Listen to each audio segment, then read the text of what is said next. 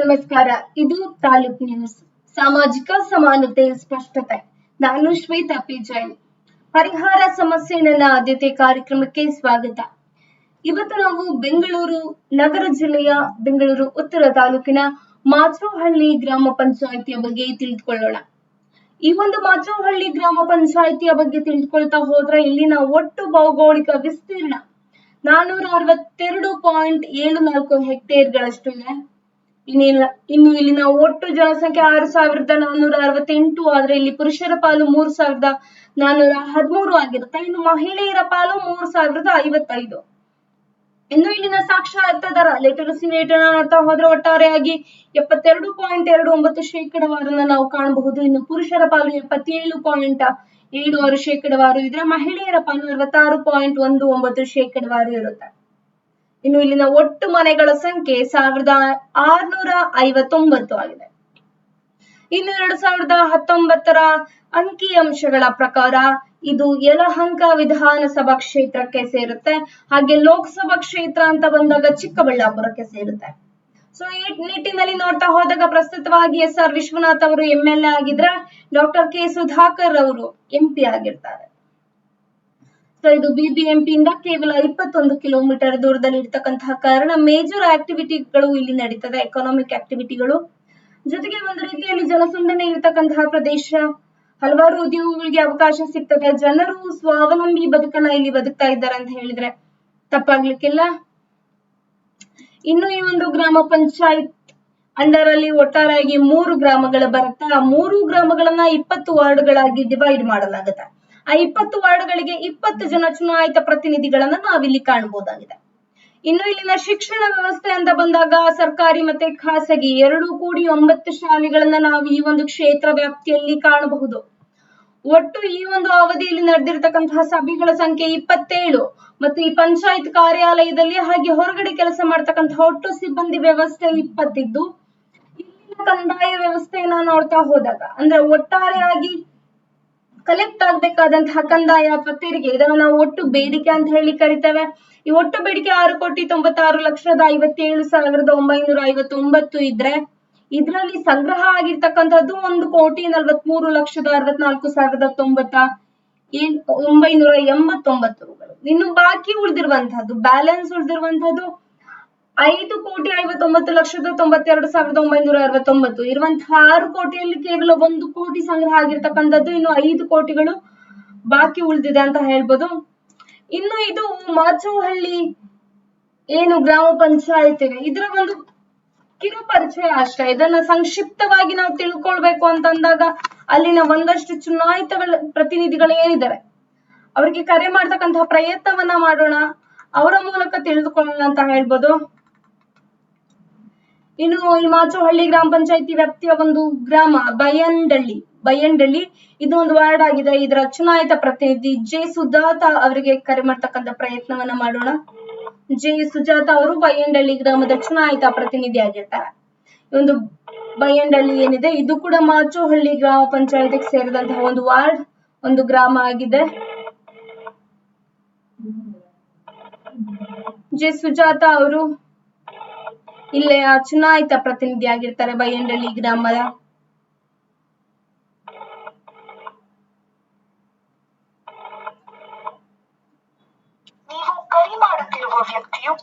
ಸುಜಾತಾ ಅವರ ಸಂಪರ್ಕ ಸಾಧ್ಯ ಆಗಿಲ್ಲ. ಇನ್ನು ಇದೇ ಮಾಚೋಹಳ್ಳಿ ಗ್ರಾಮ ಪಂಚಾಯತಿ ಏನಿದೆ ಇದರ ವ್ಯಾಪ್ತಿಗೆ ಬರ್ತಕ್ಕಂತಹ ಇನ್ನೊಂದು ಗ್ರಾಮ ಅಥವಾ ಇನ್ನೊಂದು ವಾರ್ಡ್ ಏನಿದೆ ಬೈಲಕೊನೇನಹಳ್ಳಿ ಅಂತ ಹೇಳಿ, ಇದರ ಓರ್ವ ಚುನಾಯಿತ ಪ್ರತಿನಿಧಿ ರಂಜಿನಿ ಜಿ ಅನ್ನೋರ ಸಂಪರ್ಕದ ಪ್ರಯತ್ನವನ್ನ ಮಾಡೋಣ.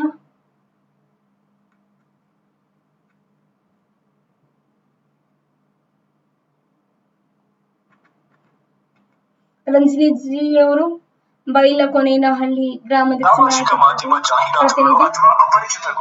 ಇದು ಕೂಡ ಮಾಚೋಹಳ್ಳಿ ಗ್ರಾಮ ಪಂಚಾಯತ್ಗೆ ಸೇರಿದಂತಹ ಒಂದು ವಾರ್ಡ್ ಅಥವಾ ಗ್ರಾಮ ಅಂತ ಹೇಳ್ಬೋದು. ತಕ್ಷಣವೇ 1930ಗೆ ರಿಪೋರ್ಟ್ ಮಾಡಿ. ಈ ಸಂದೇಶವನ್ನು ಗೃಹ ಮಂತ್ರಾಲಯದಿಂದ ಜಾರಿ ಮಾಡಲಾಗಿದೆ. ಸಾಮಾಜಿಕ ಮಾಧ್ಯಮ ಜಾಹೀರಾತುಗಳು ಅಥವಾ ಅಪರಿಚಿತ ಗುಂಪುಗಳಿಂದ ಹೂಡಿಕೆ ಸಲಹೆಗಳನ್ನು ತೆಗೆದುಕೊಳ್ಳಬೇಡಿ. ಹೂಡಿಕೆ ಬಗ್ಗೆ ಹೆಚ್ಚು ಜಾಗೃತಿ ವಹಿಸಿ. ಯಾವುದೇ ಅನುಮಾನಾಸ್ಪದ ಘಟನೆ ಕಂಡು ಬಂದಲ್ಲಿ ತಕ್ಷಣವೇ 193 ರಿಪೋರ್ಟ್ ಮಾಡಿ. ಈ ಸಂದೇಶವನ್ನು ಗೃಹ ಮಂತ್ರಾಲಯದಿಂದ ಜಾರಿ ಮಾಡ. ನೀವು ಕರೆ ಮಾಡುತ್ತಿರುವ ವ್ಯಕ್ತಿಯು ಉತ್ತರಿಸುತ್ತಿಲ್ಲ. ರಂಜಿನಿ ಅವರ ಸಂಪರ್ಕ ಸಾಧ್ಯವಾಗಿಲ್ಲ. ಈ ಒಂದು ಗ್ರಾಮ ಪಂಚಾಯತಿ ವಿಶೇಷತೆ ಏನಂತಂದ್ರೆ ಹೆಚ್ಚಿನದಾಗಿ ಇರ್ತಕ್ಕಂತ ಎಲ್ಲ ವಾರ್ಡ್ಗಳಲ್ಲಿ ಹೆಚ್ಚಿನ ಚುನಾಯಿತ ಪ್ರತಿನಿಧಿಗಳು ಮಹಿಳೆಯರೇ ಆಗಿದ್ದಾರೆ ಅಂತಕ್ಕಂಥದ್ದು.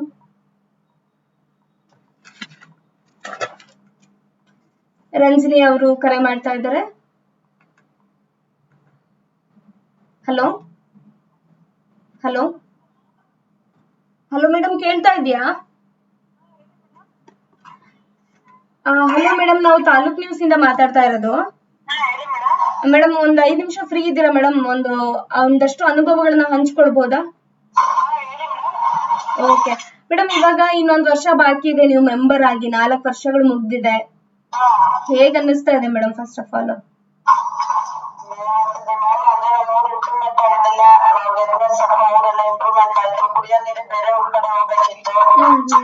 ನಮ್ಮಿಂದ ಎಲ್ಲ ವ್ಯವಸ್ಥೆ ಆಯ್ತು. ಕುಡಿಯೋ ನೀರಿನ ವ್ಯವಸ್ಥೆ, ಚರಂಡಿಗಳು ಎಲ್ಲ ವ್ಯವಸ್ಥೆ ಆಯ್ತು ಮೇಡಮ್. ಒಳ್ಳೆ ಹೆಸರು ಮಾಡಿದೀವಿ. ಹೆಸರು ಬಂದ್ಮೇಲೆ ಇಂಥದ್ದು ಮಾಡಿದೀವಿ ಅನ್ನೋದೊಂದು ಹೆಸರಿದೆ ಮೇಡಮ್. ಅದಕ್ಕೆ ನಾವು ಖುಷಿ ಪಡ್ತೀವಿ ಮೇಡಮ್. ಮೇಡಮ್, ಇದಕ್ಕೂ ಮುಂಚೆ ನೀವು ಚುನಾವಣೆಯಲ್ಲಿ ನಿಂತಿದ್ರ, ಎಲೆಕ್ಷನ್ ನಿಂತಿದ್ರ? ಇಲ್ಲ ಮೇಡಮ್, ನಿಂತಿಲ್ಲ. ಇದು ಫಸ್ಟ್ ಟೈಮ್. ನೆಕ್ಸ್ಟ್ ಏನಾದ್ರು ನಿಲ್ಲುವಂತ ಯೋಚನೆ ಇದೆಯಾ ಮೇಡಮ್? ಮೇಡಮ್, ಏನಂತಂದ್ರೆ ಈಗ ಜನಗಳ ಹತ್ರ ನೀವು ಹೋದಾಗ ಒಂದಷ್ಟು ಭರವಸೆಗಳನ್ನ ಕೊಟ್ಟಿರ್ತೀರಾ ಅಲ್ವಾ? ಸೊ ಇವಾಗ ಒಂದಷ್ಟು ಕೆಲಸಗಳನ್ನ ಮಾಡಿದೀರಾ. ಇವಾಗ ಜನ ಹೇಗಿದೆ ಮೇಡಮ್, ಸ್ಪಂದನೆ ಹೇಗಿದೆ ಮೇಡಮ್? ಜನ ನಿಮ್ನ ನೋಡಿದ ತಕ್ಷಣ ಯಾವ ರೀತಿಯಾಗಿ ಪ್ರತಿಕ್ರಿಯಿಸ್ತಾರೆ?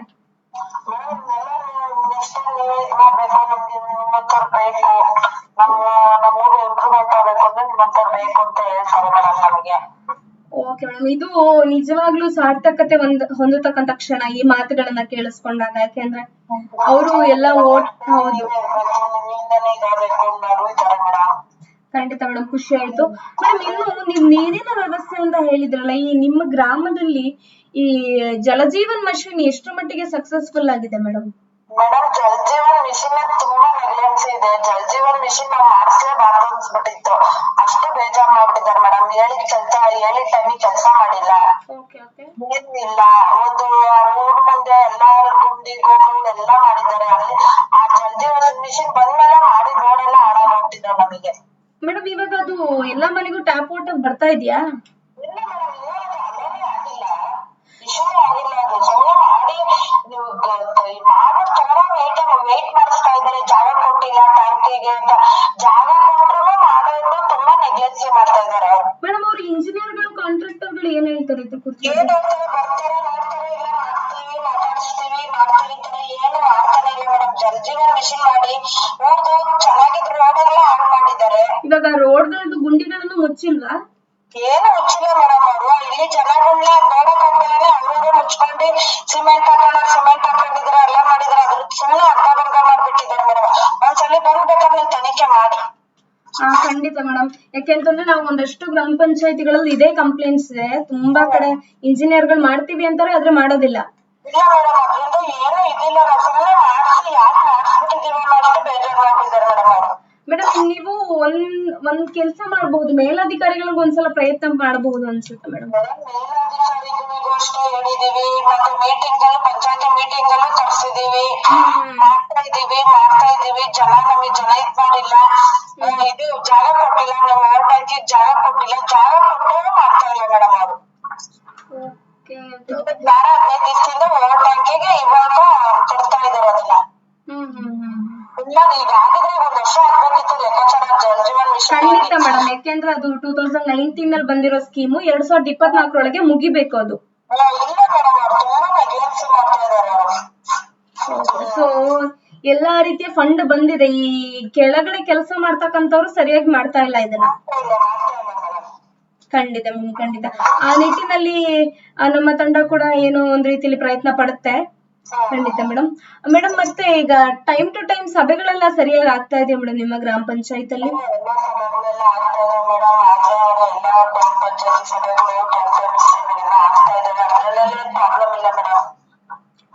ನಿಮ್ಮ ಪಂಚಾಯತ್ ಅಲ್ಲಿ ಇರತಕ್ಕಂತ ಕಟ್ಟಡ ವ್ಯವಸ್ಥೆ ಮತ್ತೆ ಸಿಬ್ಬಂದಿಗಳು ಯಾವ ರೀತಿಯಾಗಿ ಕೆಲಸ ಮಾಡ್ತಾ ಇದಾರೆ ಮೇಡಮ್ ಪಂಚಾಯತ್ ಆಫೀಸ್ ಅಲ್ಲಿ? ಪಂಚಾಯತಿ ಮೆಂಬರ್ಗಳು ಹೇಳಿದ್ದೆಲ್ಲ ನಮ್ಮನ್ ಗಮನಕ್ಕೆ ತರ್ದಲೇನೆ ನಮ್ಮ ವಾರ್ಡಲ್ಲಿ ನಮ್ಮನ್ ಗಮನಕ್ಕೆ ತರ್ದಲೇನೆ PDO ಆಗ್ಲಿ ಸೆಕ್ರೆಟರಿನೇ ಆಗ್ಲಿ ನಮ್ ಗಮನಕ್ಕೆ ತರ್ದಲೇನೆ ಕೆಲಸಗಳೆಲ್ಲ ಅಲೋ ಮಾಡ್ತಾರೆ ಅವರು. ಓಕೆ ಓಕೆ ನಮ್ದು ಒಂದು ಇದು ಕೂಡ ಒಂದು ಬೋರ್ವೆಲ್ ತೆಗ್ಸೋದೇ ಆಗ್ಲಿ ಒಬ್ರು ಮೆಂಬರ್ ವಾರ್ಡ್ ತೆಗಿಸ್ತಾ ಇದಾರೆ ಅಂದ್ರೆ ಅವ್ರಿಗೆ ಒಂದು ಗಮನಕ್ಕೆ ತರ್ಬೇಕು ಮಾಡ್ಬೇಕು ಇವ್ರೇ ಆಟೋಮೆಟಿಕ್ ಇವ್ರೇ ಇದ್ ಮಾಡ್ಬಿಡೋದು. ಆಮೇಲೆ ಜನ ಈಗ ನೀರು ಅವ್ರ ಮನೆಗ್ ತಗೊಂತಾ ಇದಾರೆ ನೀರು ಅಂತ ಸುಮ್ನೆ ಇರ್ತಾರೆ. ಇವರು ನೀರ್ನ ಏನ್ ಮಾಡ್ತಾ ಇದಾರೆ ಅಂದ್ರೆ ಮನೆ ಅಕ್ಕಪಕ್ಕ ಮನೆ ಇದ್ದು ಬೋರ್ವೆಲ್ ಈಗ ಪಂಚಾಯತಿ ಬೋರಿಂದ 100 ಮೀಟರ್ ದೂರ ತೆಗಿಸ್ಬೇಕಂತ ಬೋರ್ ರೂಲ್ಸ್ ಐತೆ. ಅವರು ಮನೆ ವ್ಯವಸ್ಥೆ ಮಾಡ್ಕೊಂತಾರೆ ಅಂದ್ರೆ ಈ ಟ್ಯಾಂಕರ್ಗಳು ನೀರು ಹೊಡಿತಾರಲ್ಲ ಅಂತ ವ್ಯವಸ್ಥೆಗೆ ಇದ್ ಮಾಡ್ತಾ ಇದಾರೆ ಅದನ್ನ ಉಪಯೋಗಿಸ್ತಾ ಇದಾರೆ. ಇಲ್ಲಿ ಅಕ್ಕಪಕ್ಕ ಇರೋರ್ಗೆಲ್ಲ ನೀರ್ ಬರ್ತಾ ಇಲ್ಲ ಅದು ಪ್ರಾಬ್ಲಮ್ ಆಗ್ತಾ ಇದೆ. ಇದ್ರಲ್ಲಿ ಈ PDO ಸೆಕ್ರೆಟರಿಗಳು ಅವರಿಗೆ ಇದ್ ಮಾಡ್ಕೊಡೋದು ಮನೆ ನೀರ್ ಕೇಳೋದು ನೀವ್ ಮಾಡ್ಕೊಳ್ಳಿ ಅಂತೇಳಿ ಬೋರ್ವೆಲ್ ಕೆಲ್ಸಕ್ಕೆ ಸೈನ್ ಮಾಡ್ಕೊಂಡು ಕಳ್ಸೋದು. ನಮ್ ಗಮನಕ್ಕೆ ತರೋದೇ ಇಲ್ಲ. ನಮ್ ಗಮನ ಮುಂಚೆನೆ ಗಮನಕ್ಕೆ ತಂದ್ರೆ ಈಗ ಅವ್ರಿಗೆ ಕೇಳಿದ್ರೆ ನಾವ್ ತೆಗ್ಸಿದೀವಿ 7 ಲಕ್ಷ ಖರ್ಚು ಮಾಡಿದೀವಿ 8 ಲಕ್ಷ ಖರ್ಚು ಮಾಡಿದೀವಿ ನಂಗೆ ಅದ್ ಕಟ್ಕೊಡ್ರಿ ಅಂತಾರೆ. ನಾವ್ ಕಟ್ಕೊಡಕ್ಕಾಗತ್ತಾ ಮೇಡಮ್? ಹೌದು ಖಂಡಿತ. PDO ಸೆಕ್ರೆಟರಿಗಳು ಸರಿ ಇಲ್ಲ ಮೇಡಮ್, ಅದೇ ಪ್ರಾಬ್ಲಮ್ ಆಗಿರೋದು. ಈ ಕುರಿತಾಗಿ ಅವ್ರಗಳನ್ನ ಬೇರೆ PDOಗಳನ್ನ ನಮ್ಗೆ ಇದ್ ಮಾಡ್ಕೊಡ್ಬೇಕು ಅಂತ ಯಾವ್ದಾದ್ರು ರೀತಿಯಲ್ಲಿ ನೀವು ಅರ್ಜಿಗಳನ್ನ ಹಾಕಿದೀರಾ? ಮೇಡಮ್ ನಾವೆಲ್ಲಾ ಕಡೆನೂ ಹೇಳಿದೀವಿ. ಮೀಟಿಂಗ್ ಅಲ್ಲಿ ಪ್ರತಿ ಸಲ ಮೀಟಿಂಗ್ ಅಲ್ಲಿ ಕೂತಾಗ ನಮ್ ವಾರ್ಡಲ್ಲಿ ಏನೇ ಒಂದ್ ಮಾಡಿದ್ರು ನೀವು ನಮ್ ಗಮನಕ್ಕೆ ತರ್ಬೇಕು ನಮ್ ಗಮನಕ್ಕೆ ತರ್ದೇನೆ ಏನು ಮಾಡ್ಬಾರ್ದು ಅಂತಾನೆ ಹೇಳಿರ್ತೀವಿ ಮೇಡಮ್ ಅವ್ರಿಗೆ. ನಮ್ಗೆ ಬಂದ್ಬಿಟ್ರು ನಾವ್ ಕೊಡೋ ರೂಲ್ಸ್ ಐತೆ ಹಂಗೈತೆ ಹಿಂಗೈತೆ ಇದ್ ಮಾಡ್ತಾರೆ ಮೇಡಮ್ ಅವರು.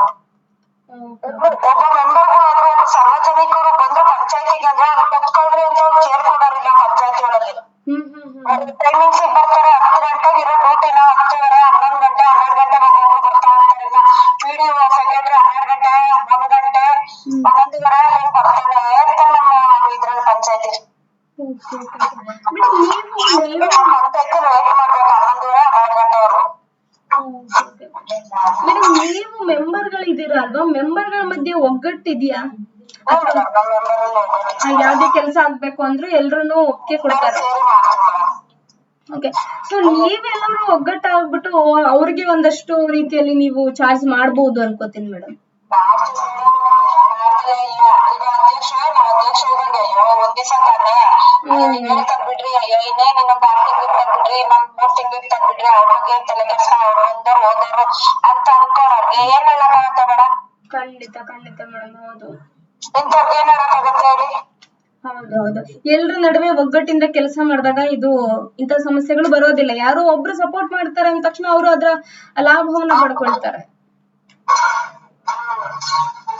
ಖಂಡಿತ ಮೇಡಮ್. ಏನ್ ಗೊತ್ತಾ, ಈ 5 ವರ್ಷ ಇನ್ನೇನ್ ಮುಗಿಯುತ್ತೆ, ಇನ್ನೊಂದ್ 5 ವರ್ಷಗಳು ಕೊಟ್ರೆ ಇನ್ನೂ ಒಂದಷ್ಟು ಕೆಲಸ ಬಾಕಿ ಇದೆ ಅನ್ನುವಂತ ಕೆಲಸಗಳು ಬಾಕಿ ಇದೆಯಾ ಮೇಡಮ್? ನಮ್ಮಲ್ಲಿ ಕೆಲಸಗಳು ತುಂಬಾ ಮಾಡ್ತಿದ್ದೆ ಮೇಡಮ್. ನಮ್ ಶಾಸಕರುಗಳು ನಮ್ಗೆ ನಮ್ಮ MLA ಸರ್ಗಳೇ ಆಗ್ಲಿ ಅವ್ರಲ್ಲಿ ಹಿಡಿದು ನಾವು ಹೋಗಿ ಒಂಚೂರು ರೋಡುಗಳು ಮಾಡಿಸೋದೇ ಆಗ್ಲಿ ಒಂದ್ ಚರಂಡಿಗಳೇ ಆಗ್ಲಿ ನಮ್ ಪಂಚಾಯತಿಲಿ ಚರಂಡಿಗಳಿಗೆಲ್ಲ 50 ಲಕ್ಷ ಹಿಂಗೆಲ್ಲ ಫಂಡ್ ಬರಲ್ಲ. ಏನೋ ಒಂದ್ 2 ಲಕ್ಷ ಹಾಕ್ತಾರೆ ಅದ್ರಲ್ಲೇ ನಾವ್ ಮೇಂಟೈನ್ ಮಾಡ್ಬೇಕು. ಈಗ ನಮ್ಮೂರಲ್ಲೆಲ್ಲ 50 ಲಕ್ಷ 60 ಲಕ್ಷ ಚರಂಡಿಗಳಿಗೆ ಆಗತ್ತೆ ಮೇಡಮ್. ಒಂದು ಕೆಲಸ ಇರ್ಲಿಲ್ಲ. ಮುಂಚೆ ಬೈಲ್ಕೊನಹಳ್ಳಿ ಅನ್ನೋರು ಗುರ್ತಿಸೋರೇ ಇರ್ಲಿಲ್ಲ. ಇವಾಗ ಬೈಲ್ಕೊನಹಳ್ಳಿ ತುಂಬಾ ಬೆಳೆದೋಗಿದೆ ಮೇಡಮ್. ವೋಟರ್ಸ್ ಕೂಡ ಜಾಸ್ತಿ ಆಗೋಗ್ಬಿಟ್ಟಿದ್ದಾರೆ ಇವಾಗ. 1000 ವೋಟ್ ಆಗ್ಬಿಟ್ಟಿದೆ ನಮಗೆ. 2010 ವೋಟ್ ಆಗಿದಾವೆ. ನಮ್ದು ಬೈಲ್ಕೊನಹಳ್ಳಿ ತುಂಬಾ ಬೆಳೆದೋಗಿದೆ ಮೇಡಮ್. ಹಂಗಾಗಿ ನಾವ್ ಪಂಚಾಯತಿ ದುಡ್ಡೆಲ್ಲ ನಾವ್ ಮಾಡಕ್ ಆಗಲ್ಲ ಮೇಡಮ್. ಹೌದು, ಖಂಡಿತ. ನಾವು ತೆರಿಗೆ ಪಾವತಿ ಇದ್ ಮಾಡಿಸೋದು ಎಲ್ಲಾ ಪ್ರತಿಯೊಂದು ನಾವು ನಿಂತ್ಕೊಂಡು ಮಾಡಿಸ್ತಾ ಇದೀವಿ ಮೇಡಮ್. ಕಂದಾಯದ ವಿಷಯಕ್ಕೆ ಬಂದಾಗ ನಿಮ್ಮ ಗ್ರಾಮ ಪಂಚಾಯತಿಯಲ್ಲಿ ಸುಮಾರು 6 ಕೋಟಿಯಷ್ಟು ಕಂದಾಯ ಕಲೆಕ್ಟ್ ಆಗ್ಬೇಕು, ಆದ್ರೆ 1 ಕೋಟಿ ಆಗಿರೋದು ಮೇಡಮ್ ಇದುವರೆಗೂ.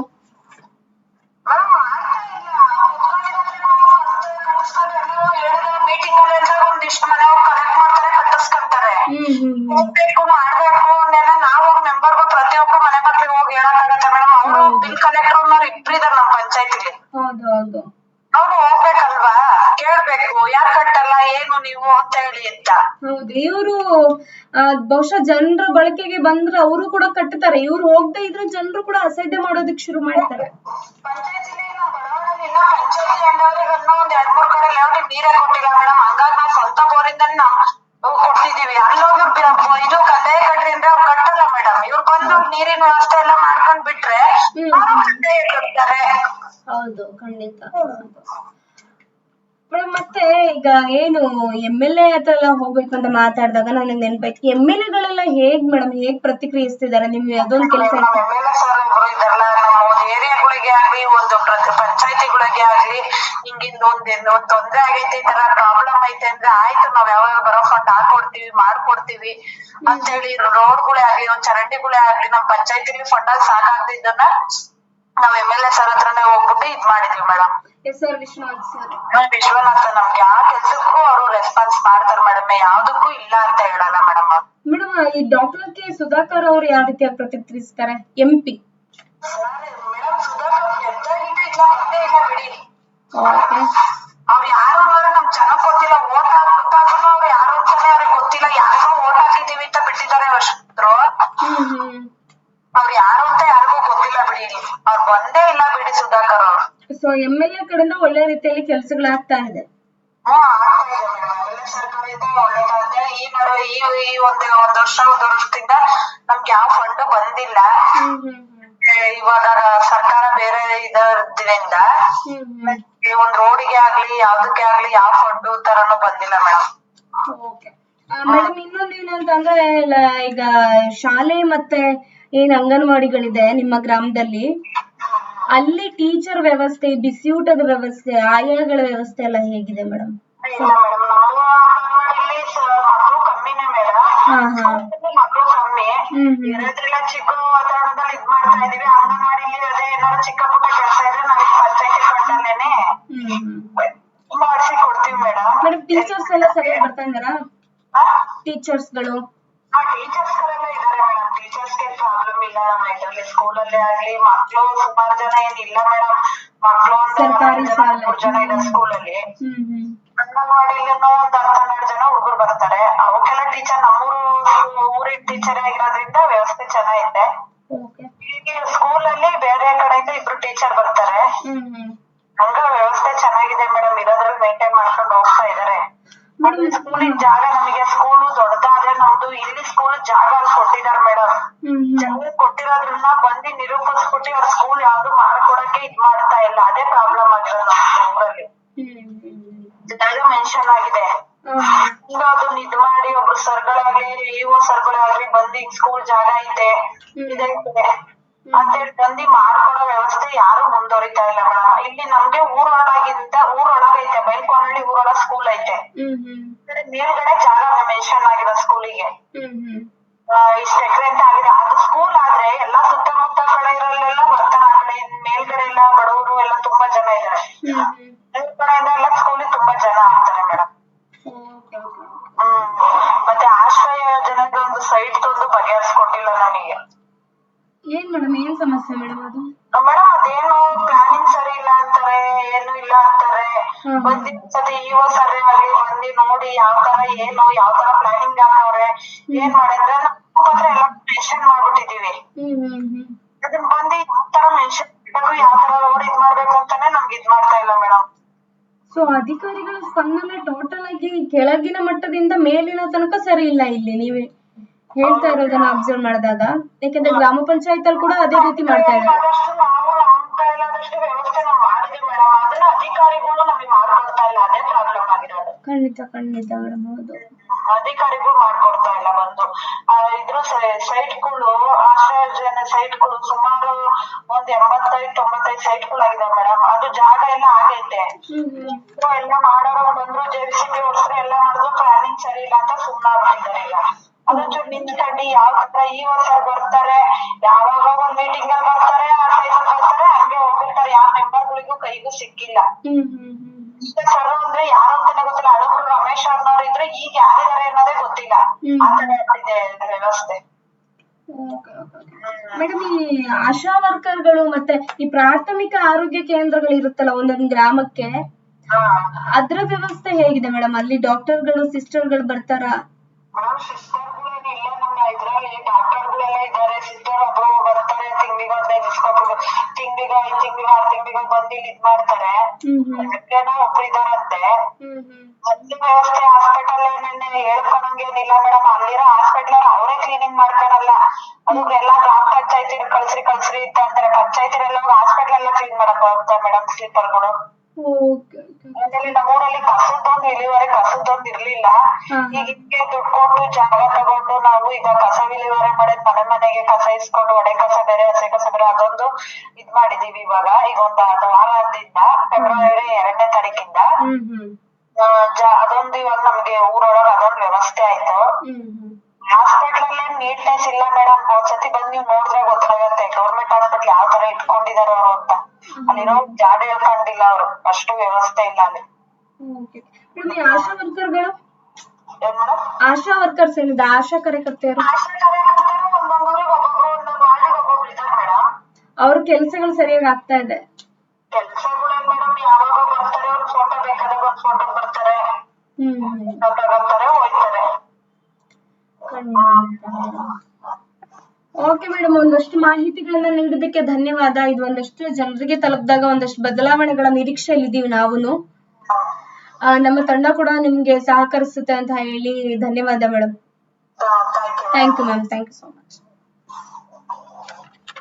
ಇವರು ಬೈಲಕೋನೇನಹಳ್ಳಿ ಗ್ರಾಮದ ಚುನಾಯಿತ ಪ್ರತಿನಿಧಿಯಾಗಿದ್ರು ರಂಜಿನಿ ಜಿ ಅವರು ಒಂದಷ್ಟು ಮಾಹಿತಿಗಳನ್ನ ನೀಡಿದ್ರು. ಯಾವ ರೀತಿಯಾಗಿದೆ ವ್ಯವಸ್ಥೆ, ಅಲ್ಲಿನ ಅಧಿಕಾರಿಗಳು ಯಾವ ರೀತಿಯಾಗಿ ಅವ್ರಿಗೆ ಸ್ಪಂದಿಸ್ತಾ ಇದ್ದಾರೆ, ಎಷ್ಟೆಷ್ಟು ಕಾಲಗಳ ಕೆಲಸಗಳನ್ನ ಯಾವ ರೀತಿಯಾಗಿ ಪೆಂಡಿಂಗ್ ಇಟ್ಟಿದ್ದಾರೆ, ಯಾವುದೇ ರೀತಿಯಲ್ಲಿ ಮೆಂಬರ್ಗಳ ಗಮನಕ್ಕೆ ತರದೆ ಯಾವ ಕೆಲಸಗಳಾಗ್ತಾ ಇದೆ ಅಂತಕ್ಕಂಥದ್ದನ್ನ ಬಹಳ ಸಂಕ್ಷಿಪ್ತ ರೀತಿಯಲ್ಲಿ ವಿವರಣೆಯನ್ನ ನೀಡಿದ್ರು. ಇನ್ನು ಜಲಜೀವನ್ ಮಿಷನ್ ಅಂತ ಬಂದಾಗ ನಾವು ಬಹುತೇಕ ಗ್ರಾಮ ಪಂಚಾಯಿತಿಗಳಲ್ಲಿ ಈ ಸಮಸ್ಯೆ ಬಹಳಷ್ಟು ಕಂಡು ಬರ್ತಾ ಇದೆ. ಈ ಕೆಲಸಗಳೇನು 2024 ಒಳಗೆ ಏನು ಡೆಡ್ ಲೈನ್ ಅನ್ನ ಕೊಟ್ಟಿದ್ರು ಕೇಂದ್ರ ಸರ್ಕಾರದಿಂದ, ಆ ಅವಧಿ ಮೀರಿ ಬಹಳಷ್ಟು ಸಮಯ ಆಗಿದೆ. ಆದ್ರೂ ಕೂಡ ಇನ್ನೊಂದಷ್ಟು ಕೆಲಸಗಳನ್ನ ಬಾಕಿ ಉಳಿಸಿದ್ದಾರೆ. ಜನರಿಗೆ ಸಹಾಯ ಆಗ್ಲಿ ಅಂತಕ್ಕಂತಹ ಪ್ರಯತ್ನದಿಂದ ಕೆಲಸಗಳು ನಡೆಯುತ್ತೆ. ಆದ್ರೆ ಅದು ರಸ್ತೆಗಳನ್ನ ಅಗೆಯುವ ಮೂಲಕ ಜನರಿಗೆ ಮತ್ತೊಂದಷ್ಟು ಸಮಸ್ಯೆಗಳು ಎದುರಾಗಿದೆ ಅಂತಕ್ಕಂಥದ್ದು ರಂಜಿನಿ ಅವರ ಮಾತು. ಅದು ಎಲ್ಲರ ಕಣ್ಣಿಗೂ ಕೂಡ ಸಾಕ್ಷಿಯಾಗಿ ಅದು ಕಾಣ್ತಾ ಇದೆ ಅಂತ ಹೇಳ್ಬೋದು. ಇನ್ನೋರ್ವ ಚುನಾಯಿತ ಪ್ರತಿನಿಧಿಗೆ ಕರೆ ಮಾಡ್ತಕ್ಕಂಥ ಪ್ರಯತ್ನವನ್ನ ಮಾಡೋಣ.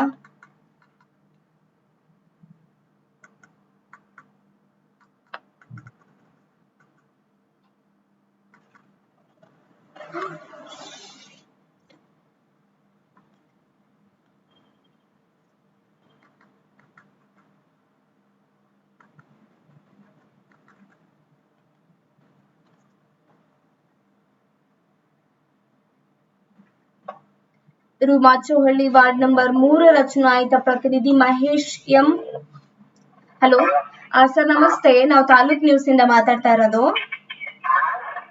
ಸರ್. ತಾಲೂಕ್ ನ್ಯೂಸ್ ಇದೊಂದು media sir, media channel sir. ಏನಂದ್ರೆ ಒಂದು ಕಾರ್ಯಕ್ರಮ ಆಗ್ತಾ ಇದೆ, ಒಂದು 5 ನಿಮಿಷಗಳ ಕಾಲ ಮಾತನಾಡಬಹುದಾ?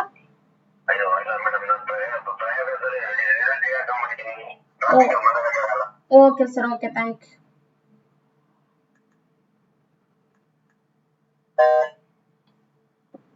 ಸೊ ನೋಡ್ಗಳ ವೀಕ್ಷಕರೇ, ನಾವು ಒಂದಷ್ಟು ಜನಪ್ರತಿನಿಧಿಗೆ ಕರೆ ಮಾಡ್ತಕ್ಕಂಥ ಪ್ರಯತ್ನವನ್ನ ಮಾಡಿದ್ವಿ.